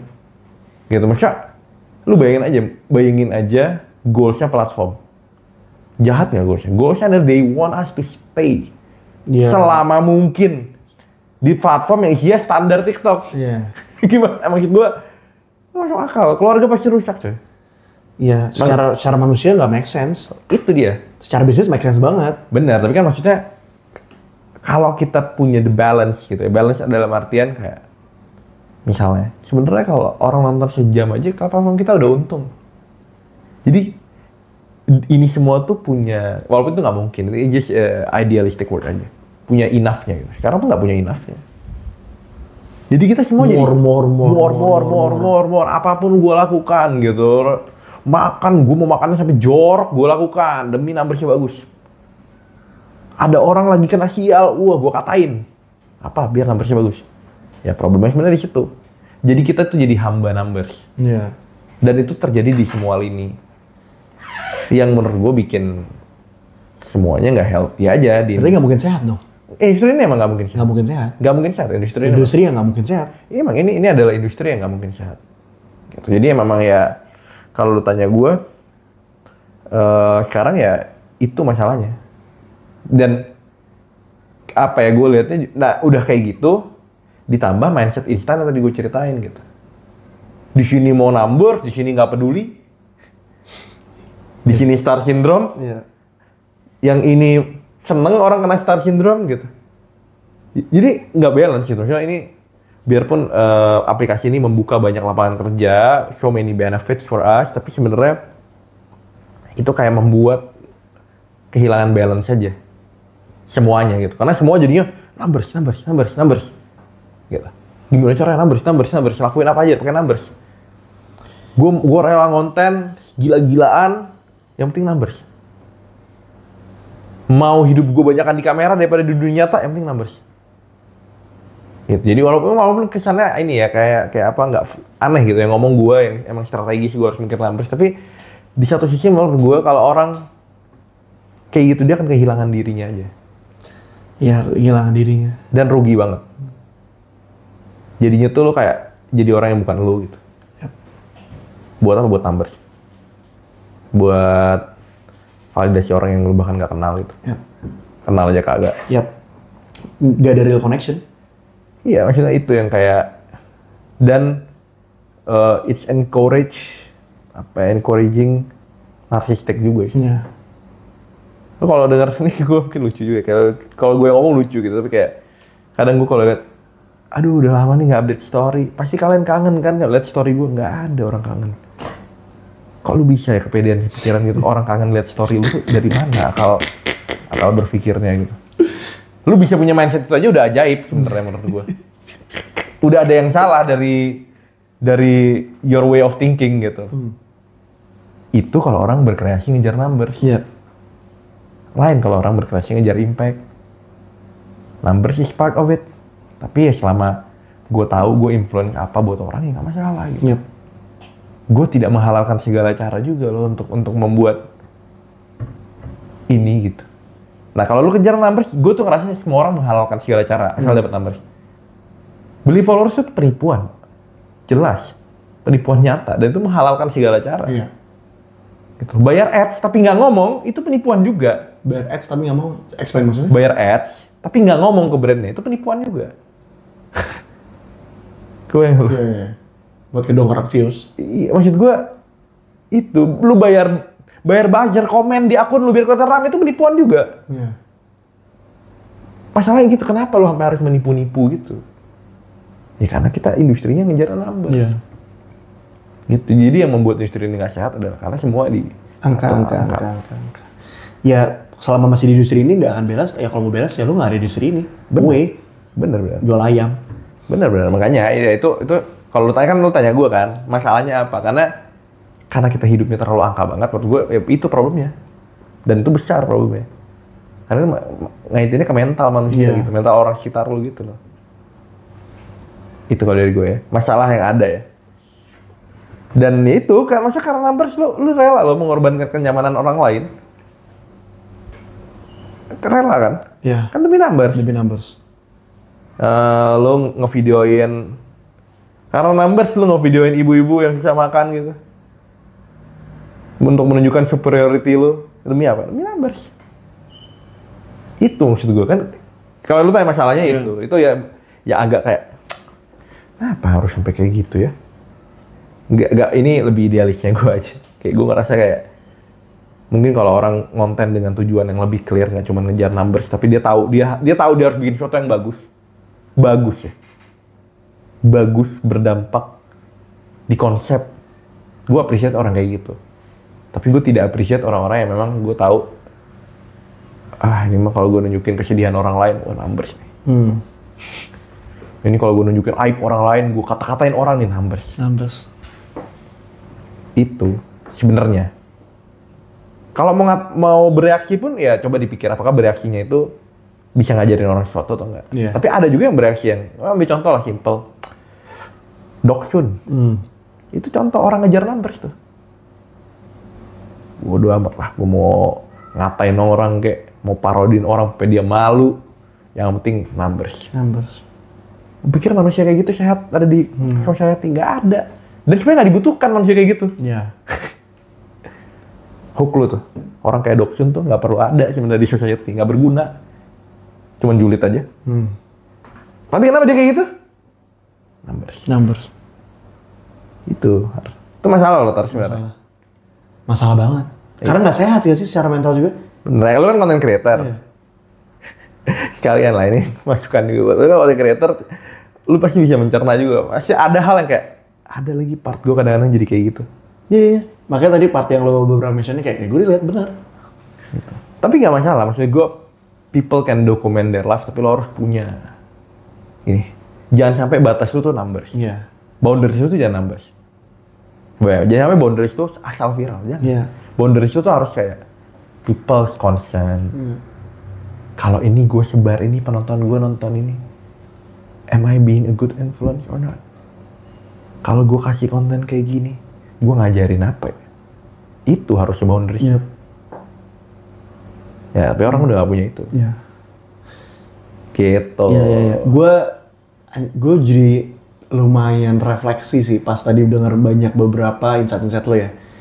Refleksi dan evaluasi kepada diri gue sendiri ya, kayak thank you loh. Baik lagi gue udah berapa kali nih gue udah bilang thank you ya. Thank you udah mengingatkan ya, karena you just try to give some reminder to be human again, jadi manusia lagi. Karena kalau yang udah full time dan juga hardcore becoming a content creator atau influencer ya, they tend to forget to be human. Bener. Ya basically kan kenapa lo concern banget dan peduli banget. Maksudnya kayak gue dari sini jadi makin salut sama lo sih. I mean, cara lo peduli itu benar-benar dalam dan benar-benar mau do the extra mile gitu untuk ngingetin lagi. Oke, gue tahu nih profesinya gede, instan, lo bisa dapat duit banyak, tapi jangan lupa jadi manusia ya. Panitia kan sebenarnya lo bilang gitu. Jangan lupa jadi manusia. Oh iya, gue punya talent yang couple, gue bilang kayak couple tuh orang suka gitu, karena bikin ria, bikin iri. Tapi kalau lu dapet numbers by sacrificing your relationship dan lu merasa pasangan lu ini the best for you, jangan lakuin. Buat apa? Buat apa? It's not worth it gitu loh. Mau dapat duit berapa juga, habis itu lu pisah. Nggak worth it gitu loh. Maksudnya kayak, ya gue juga punya, gue tahu what works, tapi gue juga punya ethics-nya gue. Kayak jangan deh kalau lu emang nggak cocok gitu. Gitu. Ya idealisme ini ya idealisme orang data ya, sama idealisme ada orang seninya dikit lah. Nggak apa-apa lah. Maksudnya menurut gue, kita masih muda, I believe we still young. Ya bebas, salah satu privilege dari anak muda adalah bisa mempunyai idealis sebanyak-banyaknya. Benar. Itu, selama kita masih punya idealis, kita masih bebas. Kecuali kita udah nggak bisa berpikir idealis lagi kan. Benar. Itu kan salah satu hak kita kan. Dan gue percaya Alvin yang sekarang itu pasti terbentuk dari benih-benih dan juga pupuk-pupukan yang lo bangun dari lama. Dan ini nyambung ke pertanyaan selanjutnya sebenarnya. Bagaimana sih men masa kecil lo dahulu yang kayak lo bisa sampai di tahap di sekarang, karena men lo bisa dipercaya sama salah satu orang yang punya influence yang lumayan besar di Indonesia, which is J.Jo, dan beberapa stakeholder lainnya untuk bikin The Circle, dan ternyata kepedulian lo lebih dalam, bukan hanya sekedar angka dan juga cuan aja, tapi lo talking about impact juga. Apa sih yang ngebuat lo bisa sampai kayak gini? Dan gue lebih kayak Alvin yang sekarang tuh pasti dipupuk sama Alvin yang dulu. Gue ini sih mungkin salah satu hal yang paling berkesan, bukan berkesan, misalnya nyokap gue dulu pernah cerita, dia tuh dulu sempat punya banyak uang, tapi di saat dia punya banyak uang dia kesepian banget lah. Oh ya? Dia kesepian karena waktu itu belum ada pasangan gitu. Iya. Terus dia merasa duit ini kayak gak ada gunanya gitu. Terus gue tuh ada juga momen kayak ada pokoknya orang kan gue udah bayar gitu. Kayak orang kasih gue uang, tapi dengan cara yang menurut gue gak suka lah. Terus gue juga nggak ngerasa itu sesuatu yang kesal juga gue, ngerti? Gue ternyata kesal gitu. Jadi ternyata itu uang tuh bukan segalanya gitu. Ya itu ya salah satu yang membentuk kenapa gue tadi bisa bilang kayak gitu. Maksudnya ya lu instan ya. Tapi kalau lu cuma hidup buat itu doang, kayak lu akan puyeng deh. Iya. Dan maksudnya gue juga pernah ada di fase dimana gue ngejar duit banget, tapi gue nggak tenang dan comfortable sekarang gitu. Ya walaupun emang maksudnya sekarang gue ya udah hasil dari hard work beberapa tahun lah ya, ada cushion buat gue bisa lebih tenang, lebih kayak lebih nggak worry financially untuk saat ini gitu. Tapi ya itu sih karena gue ngerasa kok dulu gue juga kerja banget, gue puyeng ya, stres gitu gue. Dan maksudnya setelah belajar itu ya sekarang gue akhirnya melihat kayak ya memang salah satu faktor yang kenapa bisa bikin gue jadi kayak gini sekarang itu sih karena gue ngeliat bahwa uang tuh nggak solving semuanya gitu. Kalau lu fokus terlalu ke kerja banget dan lu meninggalkan, nah ini balik ke agama ya. Kenapa gue ngomongin agama adalah karena gue di saat pusing itu baru awal tahun lalu gue pusing, terus tiba-tiba gue ada ceramah muncul di beranda gue, padahal gue gak pernah nonton ceramah. Ada ceramah itu muncul cing gitu, terus dia cerita tentang namanya hadis qudsi. Hadis qudsi namanya. Hadis qudsinya itu bercerita tentang katanya kalau lu ngejar dunia banget, Allah akan buat lu seperti anjing yang kehausan di padang pasir. Yeah. Dimana lu dikasih air sebanyak apapun lu nggak akan pernah kenyang gitu. Yeah. Terus gue tuh pas lihat itu di fase itu kayak gue rasa kayak gitu karena gue pernah fase gue udah di USA, tapi gue pernah ambil side job mungkin kayak 4-5 kerja. Buset, banyak banget. Gue kerja gitu. Terus cewek gue juga bilang kayak aku lihat kamu kasihan. Nggak tahu ya hidupnya kayak nggak enak gitu. Padahal kayaknya maksudnya kalau dibanding standar cewek gue bilang karena kayak kamu lebih settle, gak ada yang harusnya dipusingin gitu financially, tapi kok kayak kamu stres banget gitu. Terus gue di situ tuh gue mulai kayak berkaca lah, kenapa ya, apa iya gitu. Terus ya makin ditunjukin dengan gue lihat nyokap gue sakit, gue lihat nyokap cewek gue sakit, nyokap gue sakit yang sampai nggak bisa napas gitu at the time pernah. Terus gue lihat juga iya kalau gue ngejar duit terus ya, emang kalau gue lagi nggak bisa napas ini duit ada gunanya, hampir gak ada gunanya. Iya. Nggak bisa napas bro, tidurnya nggak bisa nyokap gue at the time. Serius? Tapi sekarang udah membaik? Udah membaik, tapi at the time dia tidur aja nggak bisa. Terus gue bilang gila kalau gue diambil tidurnya, diambil napasnya, cuman buat ngejar uang ini, nggak ada harganya nih. Iya. Gitu, dan maksudnya gue mulai dari situ tuh, gue agak melihat bahwa kayak ya segala sesuatunya ini harus punya limitnya gitu. Limit. Harus punya boundaries. Dapetin cukupnya nggak sih? Dapetin cukupnya gitu, harus ada kayak, dan maksud gue baru menyadari bahwa mikir terlalu jauh tuh konyol sebenarnya. Maksudnya gimana? Coba. Konyol, coba lu. Ini gue baru tanya sama teman gue. Abis acara MOM. Kalau dulu gue akan punya rencana, gue mau jadi ini. Tapi setelah gue pikir konyol. Saya kayak, coba Vin, bayangin lu 5 tahun lagi mau jadi apa gitu. Gue pulang dari sini aja bisa aja gue mati. Iya. Gue mikir 5 tahun lagi aja gimana, maksud gue kayak konyol gitu ya. Siapa yang bisa prediksi? Iya, nggak ada. Makanya maksud gue akhirnya menyadari bahwa kayak 1 year plan, 3 year plan yang dulu gue suka bikin tuh konyol gue. Jadi sekarang lo nggak buat lagi? Gue bukan nggak buat, gue juga tahu if I have time, this is what I wanna achieve. Iya. Tapi ya I have time, jadi gue mikir setiap hari tuh apakah yang gue lakukan ini mendekatkan gue kepada hal itu. Kalau iya ya udah, good day then, today is a good day gitu. Kalau enggak, kenapa? Gitu. Oh tapi ya udahlah hari ini masih dikasih ini, berarti ya udah gitu.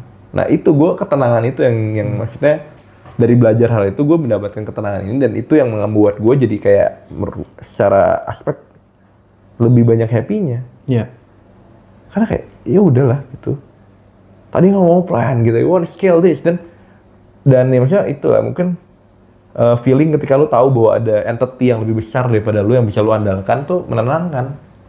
Karena kalau lu sadar ya, semua every successful person justru kebalikannya. A hyper ultra successful person itu adalah orang yang akan mengandalkan dirinya sendiri pasti. Lihat Elon Musk itu nggak pernah dia bilang kayak oh ada gue mau percaya sama Tuhan, nggak mungkin. Lu nonton semua interview entrepreneur setelah gue sadar itu semuanya adalah orang kayak gitu. Percaya sama dirinya sendiri. Iya, nggak ada entity lain yang bantuin dia gitu. Pasti akan sukses banget. Tapi trade off-nya stres. Iya. Yang luar biasa. Luar biasa. Dan ketidakcukupan. Ya mereka nggak pernah cukup. Itu makanya menurut gue itu trade off yang juga kemahalan. Mahal banget bro nge-trade off stres lu gitu. Dan ketidakcukupan tuh membuat lu melakukan hal-hal yang nggak etis. Padahal ketika lu melakukan hal yang nggak etis, sebenarnya yang lu trade off adalah ketenangan hidup lu. Iya. Semua kan apapun yang kita jalanin pasti ada korbanan, nggak mungkin nggak. Ya, tapi lu trade off ketenangan hidup lu. Iya. Lu ngelakuin hal nggak etis tuh, ya, misalnya lu korupsi, bisa lu tidur tenang? Enggak. Nggak mungkin lu tidur tenang coy. Nggak mungkin. Karena setiap saat lu takut diaudit. Iya. Lu trade off-nya itu ketenangan. Mana orang-orang yang bilang gue sih pengen punya duit biar hidup gue tenang sih. Tapi kalau cara nyari duit lu begitu, gimana tenangnya? Iya. Mana dapet tenangnya? Gitu loh. Maksudnya tenang tuh apa? Karena tenang tuh bisa bareng keluarga. Tapi lu cari duit sampai lupain keluarga lu. Gitu makanya gue bener kata lu, gue suka menganalisa. Setiap kali gue punya perasaan sesuatu, gue tuh menganalisa kenapa ya gue merasakan hal ini gitu. Hampir gue selalu kayak gitu terus. Dan ini adalah hasil analisa gue gitu. Gue ngerasa kayak apa yang gue kejar ini trade off-nya terlalu besar. Gitu. Dan kalau ditanya juga kayak misalnya, gue pengen sukses nih, terkenal, dikenal banyak orang, gunanya apa sih? Iya. Buat apa sebenarnya? Karena gue dari dulu, gue punya cita-cita jadi orang kaya, tapi nggak ada yang tahu. Yang tahu keluarga gue doang. Lu jadi orang kaya? Tapi nggak ada yang tahu. Kaya apa? Maksudnya bukan orang yang cukup gitu ya, yang mampu, tapi nggak ada yang tahu. Sekaya apanya sih? Filantropis maksudnya? Nggak sampai filantropis, nggak ada yang tahu aja. Nggak sampai sekaya itu, nggak ada yang tahu aja. Cukup aja, hidup cukup, tapi nggak ada yang tahu gue. Literally no one knows you ya? Iya. Menurut gue itu tuh lebih enak. Yang tahu keluarga lo. Keluarga lo harus tahu bahwa lo punya itu karena lo mau spend buat mereka. Tapi di luar itu menurut gue nggak perlu ada yang tahu. Karena menurut gue hampir nggak ada. Kalau lo pikir tuh itu sesaat banget. Misal lo, keren deh lo sekarang gini. Terus kenapa? Kalau mereka puji lo terus kenapa? Ya udah. Nah itu gue banyak terus kenapanya gitu. Buat apa gue kejar itu terus? Kalau reaksi setelahnya adalah terus kenapa, buat apa gue kejar itu? Iya. Simple lagi. Kalau lu pernah lihat orang naik mobil bagus? Pernah? Yang lu puji siapa? Orangnya? Hampir semua orang yang dipuji mobilnya. Oh iya benar. Mobilnya bagus ya. BMW keren loh. Hari ini Mercy bagus. Iya juga sih benar. Jadi lo ngejar itu buat itu? Yang menurut gue such a waste of time gitu. Karena gue dari awal nggak butuh pujian itu juga. Keren BMW-nya gitu. BMW-nya yang keren kok. Iya. Bukan kita. Iya. Gue makin menyadari bahwa orang sih nggak peduli itu juga sama kita gitu. Lu bisa bikin diri lo look so important, tapi at the end of the day, we are not aja, kita nggak sepenting itu. Iya. Ya ambil contoh lah, Elon Musk mati besok. Ya udah. Iya kan? Teslanya. Kobe deh. Kobe kan. Itu impact. Gila Black Mamba bro. Nah, mati nih. Terus helikopter itu udah. Selesai. Nah itu maksud gue. Justru karena gue menyadari bahwa kayak at the end of the day itu adalah udah. Ya udah gitu. Ya, lu udah lakuin yang terbaik buat diri lo. Lo berdoa semoga ini jadi berkah dan lo berhasil. Ya udah. Tapi ada limitnya gitu. limitnya boundaries yang tadi. Mirip juga, ini maksudnya, ini filosofi yang gue ceritain tadi berlaku juga di kehidupan gue gitu. Iya. Misalnya kayak, oh ini minta suruh gue korupsi gitu. Berapa misalnya, temen gue bilang, tapi kalau di depan mata lo ada 10 miliar, tetap aja lo korupsi berapapun, ketenangan lo yang lo beli. Iya. Tidur Ada kagak lokasi enak, datang kantor celingak-celinguk, was-was. Berapa miliar sih harga itu? Gak ada harganya itu. Iya. Datang kantor bisa petantang-petenteng tuh gak ada harganya dibanding datang kantor celingak-celinguk ketakutan. Iya. Itu dia, makanya maksud gue kayak, menurut gue ya orang cuma butuh boundaries. Boundaries. Apapun yang lo lakuin lo harus punya limit gitu. Jangan, Iya. tapi kalau lo lihat cuma dunia dan uang doang, lo gak akan punya limit itu. Gak punya limit itu gitu. Bisa dibilang dari yang mengejar diganti menjadi menjalani. Iya. Menjalani dengan Tapi menjalani yang terbaik loh. Maksudnya Iya. ikhtiarnya bukan ikhtiar. Gue juga bukan bilang suruh orang malas-malesan. Iya, males-malesan mah.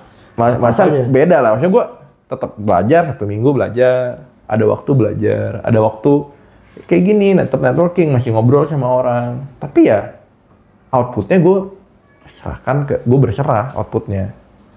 Jadi gue gak terlalu stres sekarang. Itu sih yang beda itu sebenarnya. Dan maksudnya itu yang gue lihat juga bahwa kayak filosofi itu yang ngaruh ke gue untuk jadi ke gue sekarang gitu. Karena gue tadinya dari faktornya cuma uang doang ya. Oh ternyata uang gak se-valuable itu. Tapi gue pasti ada di fase pursue. Gue juga masih pursue. Tapi setelah gue let go resultnya, ternyata semuanya lebih kayak, oh ya oke lah. Yang penting yang gue gak toleransi, pertanyaan gue selalu, do I already do the best? Iya. Kalau jawabannya udah, gue udah kayak udah ikhtiar udah maksimal, nggak usah pusing lah. Tapi kalau ikhtiarnya belum, baru gue kesel sama diri gue sendiri. Maksudnya gue lakuin ini. I suppose to do this, and this, bisa jadi kayak gini. Lebih kayak gitu sih.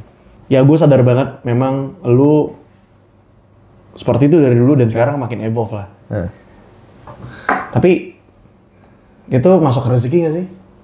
nah itu dia ya, maksudnya tadi yang gue baru belajar juga ya, bahwa emang rezeki yang dimaksud rezeki itu kalau lo orang muslim lo pasti ada pernah denger ini. Kalau gue dengernya dari siapa tuh, Ustadz Ganteng? Apa Hanan Nataki? Bukan, ya satu lagi. Habib Zafar? Bukan. CEO-nya Grebe. Oh, Yang muridnya Ajim lah dia. lupa gue. Yang judi online. Oh iya? Ya, dulu dia bekas bandar judi. Ya dia bilang rezeki itu adalah apa yang masuk ke dalam tubuh lu dan apa yang lu pakai. As simple as that? Ya itu baru itu rezeki gitu. Di luar itu belum jadi rezeki lu. Duit yang masih ada di rekening lu belum jadi rezeki lu. Jelas ya, gue kalau gue pikir jelas juga kan, gue maksudnya ada lah tabungan gitu ya, ya darurat. Kalau gue mati hari ini, Ya udah. dana darurat gue rezeki mak gue mungkin. Iya. Mungkin rezeki orang bank kalau gue lupa kasih tau pinnya ke mak gue. Iya. Orang bank yang ngambil gitu. Jadi maksudnya ternyata rezeki itu sesimpel itu. Rezeki itu bener-bener cuman apa yang makan, apa yang minum, apa yang dipakai itu rezeki. Berarti kalau minum ini rezeki. Rezeki. Dan lo tau rezeki paling rendah adalah harta. Kalau bisa. Harta. Iya. Jadi kalau gue masih bisa salah, cuman masih ada kayak istri yang soleh. Itu rezeki di atas harta tuh. Istri soleh, terus habis itu Masih ada keluarga lengkap. gue lupa, bukan keluarga, istri yang soleh, rumah yang lapang, sama kesehatan. 1, 2, dan 3. 4 baru harta.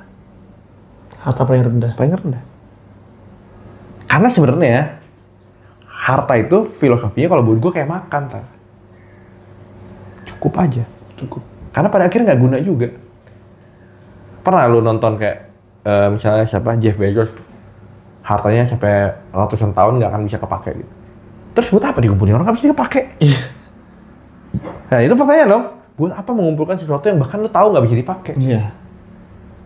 Makanya itu masuk, menurut gue kalau lu terlalu mengejar harta, akan jadi lu kan masuk fase insanity sebenarnya. Apa? Gila. Gila gitu, karena nggak bisa dipakai lu kumpulin. Anggaplah lu all you can eat. Iya. Udah kenyang, gue paksa lu makan, kan masih banyak. Iya. Makan nggak? Enggak. Sama kayak duit. Ada nih duitnya segitu banyak, tapi lu udah pakai sesuai kebutuhan lu hari ini. Gue paksa nggak, tar harus dipakai. Bisa lu pakai? Belum tentu bisa lo. Harus dipakai, tar, harus dipakai. Bisa nggak? Makanya gue bilang, gue akhirnya menyadari bahwa kalau lu terlalu fokus ke situ, lu akan gila. Sesuai hadis yang tadi gue cerita ke lu. Seperti anjing yang kehausan di padang pasir dan tidak pernah terpuaskan dahaganya itu. Ya berarti kayak kalau misalnya gue mau beli bakso, tuh ternyata rezeki kang bakso, motor gue rusak itu rezeki tukang bengkel. Iya. Terus kayak gue berangkatin nyokap gue jalan-jalan, berarti itu rezeki nyokap gue. Nah, kalau Pawon itu dari duit gue gitu. iya, itu lu kalau lihatnya manusia, lu lihat kucing, lu lihat hewan, lebih bingung lagi konsep rezeki hewan tuh. Kucing lewat, gue lagi makan empal, gue potekin tuh empal, gue bagi 2 sama kucing. Itulah rezeki kan. Di rezeki gue ada rezeki kucing. Iya. Lu bayangin kalau nggak ada rezeki makhluk lain di kita ya, hewan-hewan tuh makan apa? Gimana Iya. caranya? Kalau nggak ada rezeki makhluk lain di makhluk lainnya gitu, nggak bisa, ekosistemnya nggak akan bisa jalan. Jadi konsep rezeki makhluk lain di makhluk lain itu pasti ada, Tar. Pasti ada. Karena kalau nggak bisa jalan semuanya. Dari mana? Sapi makan apa? Kalau rumput itu nggak boleh jadi rezeki dia, sapi Iya. itu makan apa? Kalau manusia nggak bisa ditumbuhkan rasa cinta terhadap kucing dan anjing untuk ngasih makan mereka makan apa? Mati dong semua. Nanti. Sama juga kalau nggak ada orang yang mau berbagi, mau bersedekah, orang susah makan apa? Iya. Gitu. Makanya kalau bahasa temen gue, walaupun dikata Islam banget, kapitalis itu sebenarnya merusak tatanan. Karena membuat nggak ada orang mau berbagi. Iya. Sedangkan hukum sedekah itu menggerakkan roda ekonomi. Iya. Karena yang punya banyak berbagi. Jadi yang nggak punya jadi punya. Iya. Yang nggak punya bagi lagi ke bawah. Karena saling berbagi, ekonomi bergerak. Iya. Tapi kalau lu kapitalis, nggak ada ekonomi bergerak. Lihat company kapitalis, apa yang dinaikin? Kalau e-commerce kapitalis apa yang dinaikin? Biaya admin. Iya. Padahal udah cukup dia. Tapi biaya admin harus naik terus. Akhirnya apa? Orang ngerti jualan. Iya. Yang makin kaya, tapi yang makin bawah akhirnya nggak bisa hidup layak. Itu kapitalis. Karena belajar ini, gue tadi kapitalis mentok. Tapi karena belajar ini gue menyadari bahwa kayak kalau terlalu kapitalis, kacau juga nih. Iya. Gue pas belajar itu gue merasa ada yang aneh soalnya. Kenapa gue bilang aneh? Karena gue harus nge-rewind semua apa yang gue jalani di hidup gue. Nggak ada orang nggak kapitalis. Gue kerja 5 kerjaan, ntar nggak mungkin nggak kapitalis. Nggak mungkin. Nggak mungkin. Gue 5 kerjaan, itu campur-campur. Bisa ada event, ada brand freelance, ada apa, ada kantor. Di kantor gue punya tanggung jawab juga. Dan masih bisa gue jalin, nggak mungkin dong gue nggak kapitalis. Gue kapitalis mentok. Pada kalanya. Iya, tapi maksudnya kenapa gue akhirnya mengerti. Karena ternyata hidup sebagai kapitalis mentok dan hidup seperti ini. Lebih enak hidup seperti ini. Iya. Tapi memang harus jadi kapitalis mentok dulu. Iya. Maksudnya, lo harus punya etos kerja lo dulu. Karena kalau lo nggak punya etos kerja, lo juga nggak bisa berpikir cuman kayak gini. Nanti lo jadi pemalas. Iya. Jadi etos kerja lo udah kebangun, lo mikir kayak gini, hidup lo enak. Menurut gue. Untuk saat ini sih, ini masih gue bisa definisikan hidup gue nyaman dengan berpikir seperti. Karena stress level gue turun jauh. Udah nggak GERD lagi lah ya. Hah? Udah nggak Gak GERD. GERD. Ya, ada time GERD kan. Udah nggak asam lambung lagi. Oh iya, gue diare parah gara-gara itu coy, Ya, gara karena kerjaan. Stres pikiran tuh pasti ada. Betul, concentration. terakhir gue masih ngobrolnya Ancaman. soal diare kan? Iya. Itu, gara-gara itu gue belajar ini. Hmm. Karena itu sangat mengganggu. Ya, turning point itu pasti banyak kan dari situ sih. Iya, karena sumpah coy, lu diambil nikmat, ini gue ambil contoh ya. Lu ambil nikmat, berak normal aja itu udah ganggu. Gak gue banget. Berak normal tuh anak baca ya. Nikmat banget aja. Iya, Bener nikmatnya. Misal lu baru diambil nikmat berak normal aja itu udah ganggu banget. Gue banget. Gue pernah di rumah gue, WC gue bocor, jadi dari bawah WC gue tuh kayak kotorannya keluar gitu lah. Itu gue terganggu ya luar biasa, gue bilang gila ya. Nikmat WC bener diambil aja gue udah terganggu banget nih. Gak ada enak-enaknya. Iya. Jadi sebenarnya apa nikmat kecil-kecil tuh lu jangan sepelein gitu. Nikmat minum lu diambil, wah udah amburadul hidup lu. Iya. Nikmat napas lu diambil, amburadul hidup lu. Jadi kayak bayangin kalau itu semua lu nggak pernah pikirin gitu. Karena lu take it for granted yang lu hitung cuma nikmat harta doang. Iya. Jadi nikmat kalau dapat duit banyak. Hmm. Itu doang coba yang lu. Sedangkan duit itu yang tadi gue bilang, duit itu kalau belum kita pakai belum rezeki kita. Iya. It's just numbers di mana, di akun Binance lo mungkin. Iya. Di akun bank lo mungkin. Gitu. Oh, rezeki. Dan anyway, tadi kan dari tadi kita ngobrol intens banget ya, intens. Gue jadi banyak belajar. Gue udah bener charging energi gue banget. Gue jadi, karena lu udah ada di fase lu untuk nge-rewind your life. Ini sekarang paling abis ini gue bakal rewind mikir banyak sih. Rezeki, ternyata rezeki itu seperti itu ya. Secara definisi, fondasi, basicnya kayak gitu kayak ya gue balik lagi harus back to one basic lagi about life gitu ya. Tapi gue pengen lanjut ke sebuah pertanyaan yang menurut gue agak ice breaking lah. Apa? Menurut gue ini hal seru. Hal seru. Lo main game gak sih? Kalau emang lo main game apa? Gue main game cuma gaming doang, game basket, NBA 2K, that's it? Iya, 2K paling dulu gue FIFA, dulu gue Dota. Ya, maksud gue suka tim game aja. Tim game bisa berkoneksi sama orang juga. Iya, jadi cuman ya. Tapi gue nggak suka game-game yang kayak ya, hidup gue pindah ke sana gitu. Yep. Kayak apa? Kayak RO misalnya dulu. Atau apapun lah yang buat hidup gue harus pindah ke sana gitu ya. Kayak gue harus stay pantengin, bahkan gue harus peduli sama karakter di dalam situ, lebih peduli dibanding hidup gue. Terus gue harus senang dengan, hari ini gue dapet naga baru. Nah, gue gak bisa. Nggak bisa. Nah, menurut gue tuh buang-buang waktu gue. Buang waktu. Nice. Maksudnya, there's nice of you, lo bisa berpikir seperti itu ya, karena ya hidup di luar dunia nyata lebih penting, dan waktunya lebih penting. Benar. Hidup di dunia nyata lebih penting. Which is great. Dan ini nyambung ke pertanyaan selanjutnya juga, despite lo udah punya fondasi seperti itu, which is great, dan paling dia juga bijak juga, tapi gak dimungkinin lo, kita pernah main game lah, apapun itu, FIFA dan NBA 2K itu salah satu hal yang menurut gue mainin buat pendekatan gue kepada teman-teman gue lah. Tapi karena lo main game, tapi bagaimana sih dalam bermain game ini, lo tuh jadi dapat secercah inspirasi untuk menyelesaikan masalah lo jadi dapat solusi nih gara-gara lo main game untuk menyelesaikan masalah. Dan juga ada nggak sih dari dulu lo bermain game ikut berperan dalam masa kecil? Sebenarnya kalau di game tuh itu mirip kayak filosofinya Stephen Covey yang apa? Seven Habits of Highly Effective People itu adalah begin with an end in mind. Game itu sebenarnya harusnya mengajarkan tentang begin with an end in mind gitu loh.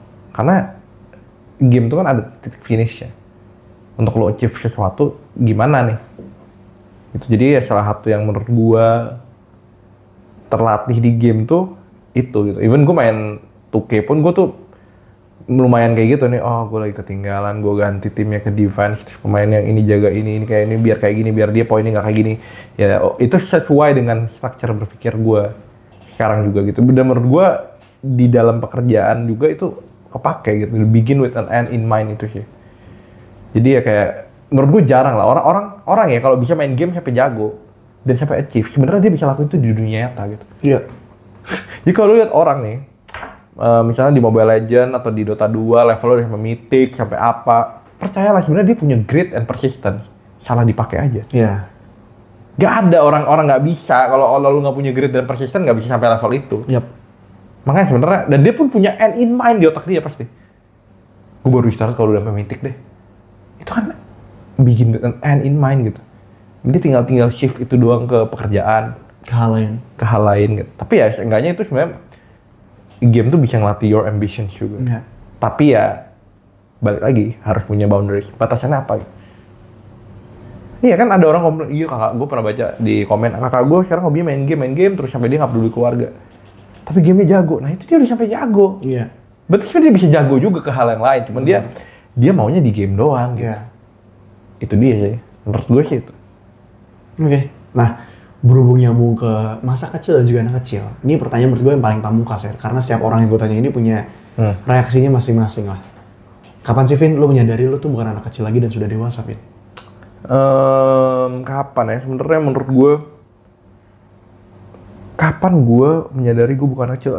Sebenarnya sih saat lo mengurus hal-hal, kan ada tuh istilahnya kata itu ada hal orang dewasa, bayar pajak misalnya. Kayak lo udah bayar pajak, lo udah harus bantuin ibu lu mulai dipercaya megang tanggung jawab sesuatu di pekerjaan lu, udah ada yang harus lu tanggung jawab gitu ya, lu udah ini hasilnya ini bergantung sama lu dibergantungkan sama orang gitu. Ya itu harusnya gue sih udah merasa kayak, ini gue udah mulai dewasa. Di momen itu lu ngerasain lu dewasa pada kali itu? Maksudnya udah mulai kayak, ini gue andelin lu ya, wah gue diandalkan orang. Gitu kan, diandalkan itu kan adalah privilege orang dewasa ya. Iya. Diandalkan dan dipercaya itu privilege orang dewasa menurut gue. Kalau orang yang belum dewasa kan katanya nggak dipercaya dan nggak diandalkan. Jadi ya ada time ketika udah mulai diandalkan, dipercaya, terus udah mulai ngurus administrasi yang dulu menurut gue tidak penting, tapi ternyata kalau tidak dibayar rekening bisa dibekukan. karena mereka punya akses negara ini. Terima kasih negara. Ya menurut gue itu sih saatnya gue merasa oh ya. Dan saat dimana gue tahu bahwa keputusan gue, hasil dari kerugian yang gue dapat dari keputusan gue, itu cuman gue yang nanggung. Iya. Saya gue males nih. Terus gue gak jadi apa-apa misalnya. Kalau umur gue panjang dan gue gak jadi apa-apa di periode umur gue yang panjang, yang rugi banget dan hanya nyesal gue. Jadi mau ya we need to do more, gitu-gitu itu sih. Karena orang dewasa tuh partnya, salah satu bagian dari orang dewasa menurut gue bertanggung jawab. Jadi ketika gue dipercaya pegang tanggung jawab, menurut gue itu saat dimana gue, oh ya kayak gue udah dewasa nih. Orang dewasa. Into the next question. Ini pertanyaan agak klise dan cringe bagi beberapa orang, tapi kayak menurut gue pengen nanya aja sih. How's your musician career? Maksudnya, by the way guys, Alvin itu musisi dan dulu pas dia bikin lagu, gue dengerin on repeat beberapa kali. Judulnya ada Internship ya? Internship Love, ada di Spotify, itu gue suka banget. Tapi how's your music career, man? Gimana ya bilangnya ya, maksud gue masih suka musik sih, tapi... Lo pernah di Java Jazz gak sih? Enggak. Cuman kerja aja kan. Iya, bukan kerja waktu itu. Ya cuman maksud gue kayak, jadi ini agak balik lagi karena belajar agama aja sih. Gue belajar bahwa kayak ya musik. Jadi musik tuh ternyata kalau di agama dibilangnya adalah syair-syair yang tidak berguna. Gue pertama baca itu syair-syair yang tidak berguna gitu. Sampai akhirnya gue ngelihat lirik-lirik yang gue tulis dan mungkin gue lihat lirik in general aja. Dan itu ternyata masuk sih kategori syair tidak berguna gitu. Karena isinya apa? Patah hati, jatuh cinta-cintaan gitu. Yang sebenarnya kalau lu dengerin secara intens juga apa ya, kan gue udah bikin press release banyak lah. Iya. Ya press release-nya juga kayak ini untuk orang yang jatuh cinta, untuk orang yang patah hati gitu. Maksudnya it's not really motivating, it's not really useful in certain ways gitu. Jadi gue kayak oke lah, kayaknya setelah belajar ini juga kayak it's not really useful. Bener gitu. Gue ini kan pilihan ya, merasa benar akan sesuatu itu kan adalah pilihan gitu. Dan gue merasa kayaknya benar gitu. Dan kebetulan ya gue coba akhirnya gue nggak subscribe Spotify, nggak subscribe Netflix 5 tahun. Itu baik-baik aja hidup gue. Ya baik-baik. Gue nggak pernah subscribe lagi itu. Iya, makanya maksud gue dari situ sih. Jadi kayak, tapi gue menikmati. Maksudnya bisa masuk ke industri itu seru banget. Karena musik tuh isinya orang-orang kreatif yang bener-bener mereka put their heart and soul to the song gitu. Bener-bener prosesnya tuh luar biasa bikinnya, nggak gampang.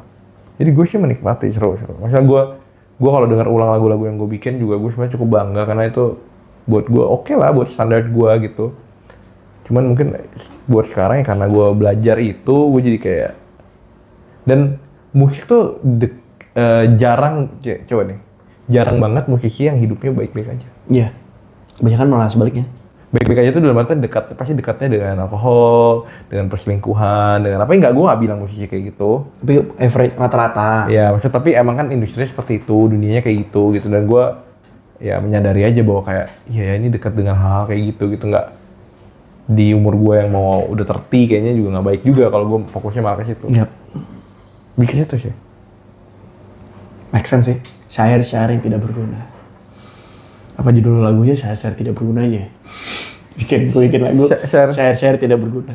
Iya, tapi maksudnya gue juga pertama dengar pasti agak tersinggung lah. Bisa dibilang syair tidak berguna. Tapi ya coba lu telah. Semua liriknya bagus banget gitu. Abis lu tanya, emang impact lirik ini buat lu apa? Iya. Kan guna itu impact kan? Iya. Ada usefulness-nya kalau, tapi ada nggak? Selain lu suka gitu. Iya, udah. Itu dia, makanya dari situ sih gue kayak, oh iya sih bener juga. Udah gue playlist gue nanti pulang Jus Ama. Enggak lah, nggak gitu. Salawat Nabi. Nggak ke arah situ gue, narasinya nggak ke arah situ. Tapi emang maksudnya kalau lu tanya gue kenapa gue mengurangi musik in general, lebih ke situ. Oke. Ya, ini reasoning pertama yang pernah gue dengar terkait akhirnya lu memilih untuk ya udah break dulu atau mungkin malah pengen fokus kalian gara-gara alasan ini ya, which jadi insight baru buat gue. Tapi menurutku make sense sih, karena gue pun sendiri bicara terkait kepercayaan kan gue muslim ya. Gue tahun lalu juga sempet, ini cerita dikit nggak apa-apa ya? Nggak apa-apa dong. Karena ngomongin spiritual, gue tahun lalu sempet exploring perjalanan spiritual. Gue sempat pelajarin kepercayaan Katolik, Buddha, kejawen, semesta. Tapi enaknya setelah gue 2 bulan sabbatical dan keliling ke 8 kota di luar kota, ujung-ujungnya balik lagi ke agama yang gue pilih dari lahir, Muslim. Dan itu yang paling benar bagi gue. Karena ya, apa yang kita jalanin udah semuanya tinggal kita jalanin aja. It's all there. Tapi ya, kita lupa aja sama hal-hal kecil. Kayak tadi lu nge-mentioning lagi terkait rezeki, terkait syair-syair yang kayak sebenarnya kan kita udah denger itu berkali-kali, tapi kayak, iya juga ya, disadarkan lagi. Dan gue ada kemauan untuk mau hijrah juga, tapi ya bertahap untuk berproses ke sana. Gue juga bukan hijrah tuh kayak, hijrah tuh apa ya, menurut gue membuat kesannya tuh lu berubah banyak gitu. Enggak.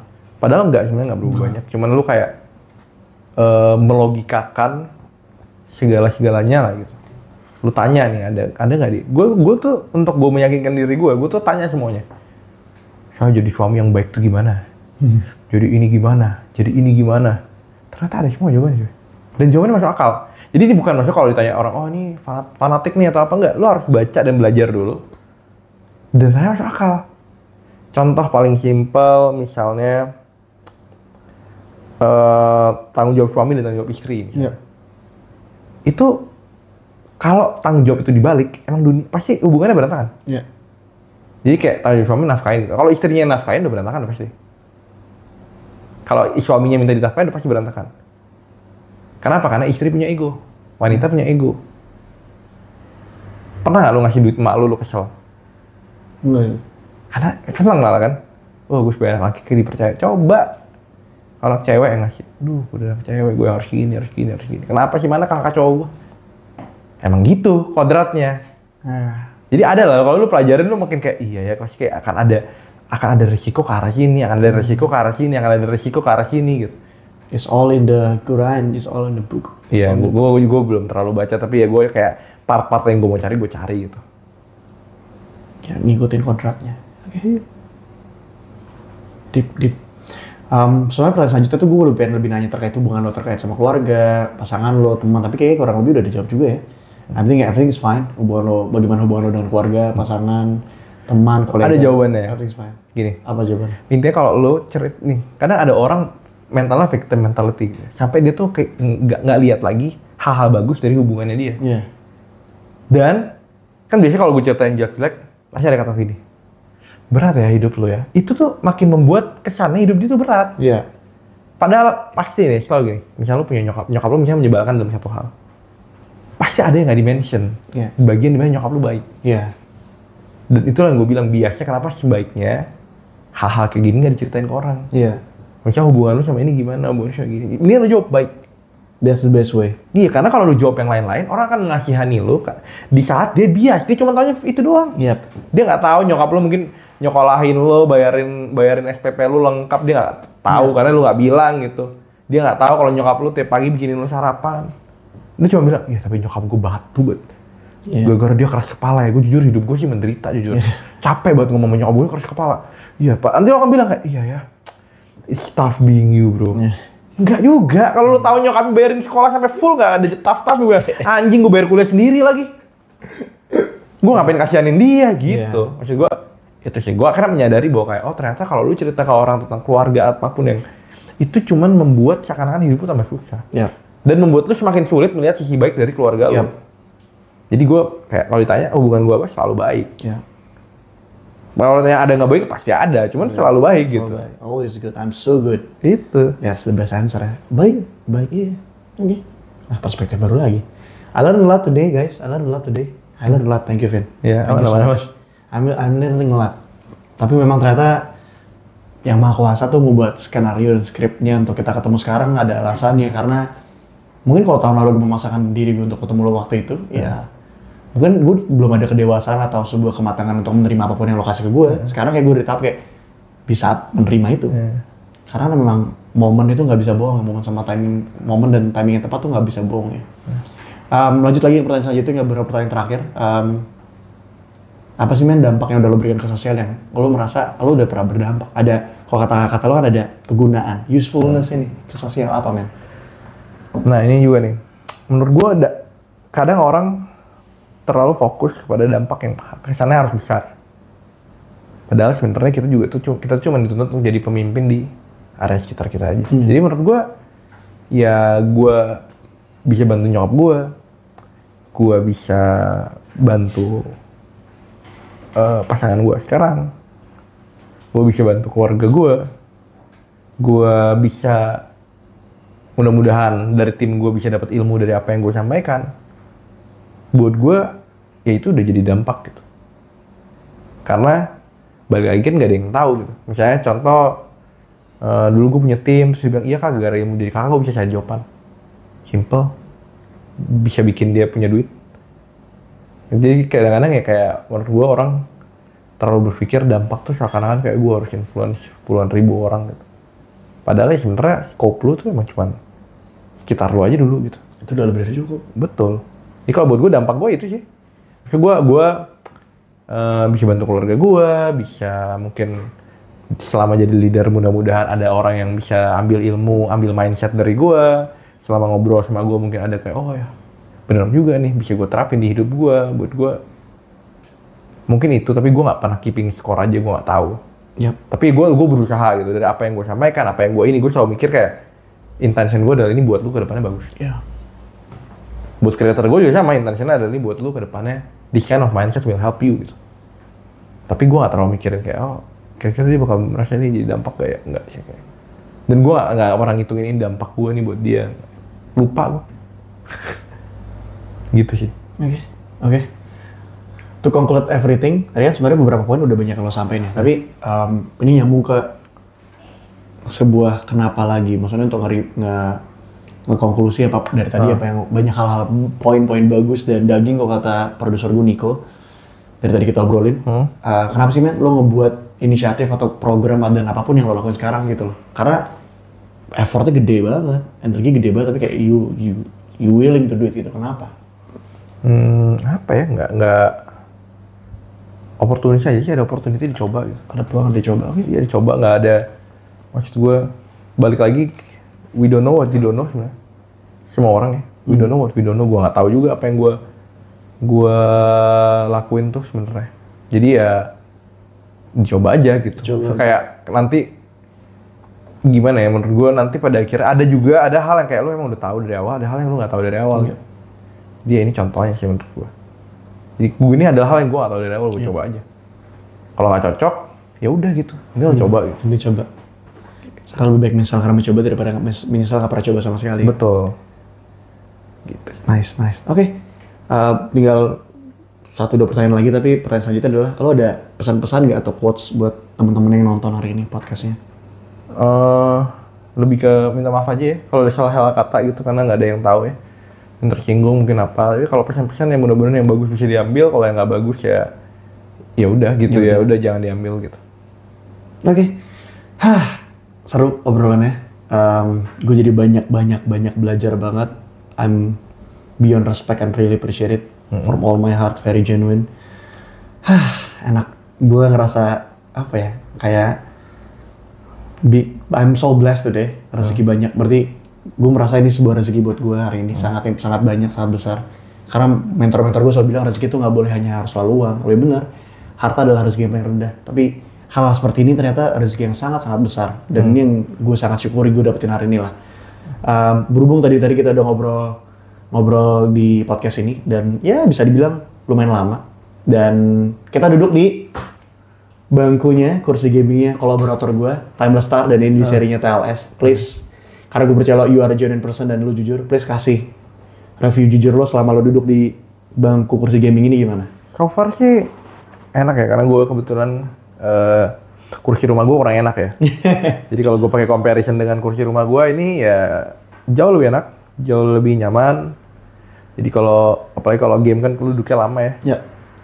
Ya recommended lah. Recommend to buy. Berhubung kita udah kelar juga, kita pengen apresiasi Alvin.